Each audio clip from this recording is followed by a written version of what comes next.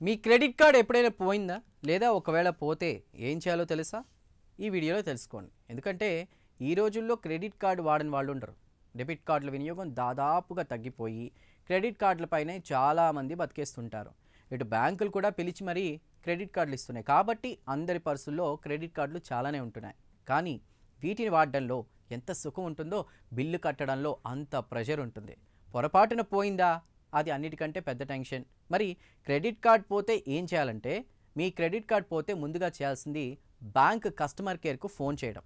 Customer కేర్కు phone చేసి వాళ్ళు అడిగిన సమాచారం ఇస్తే మీ కార్డును బ్లాక్ చేస్తారు. కొన్ని నిమిషాల్లోనే మీ కార్డ్ బ్లాక్ అవుతుంది. అంటే దుర్వినియోగం చేసే అవకాశం ఉండదన్నమాట.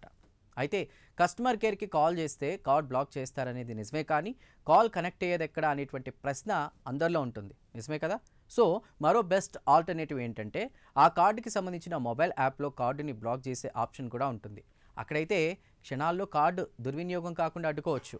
కొన్ని బ్యాంకుల్లో అయితే SMS ద్వారా కూడా కార్డును బ్లాక్ చేసుకోవచ్చు. జస్ట్ మీ బ్యాంక్ ప్రొవైడర్ నెంబర్కి బ్లాక్ అనేటువంటి మెసేజ్ చేస్తే సరిపోతుంది.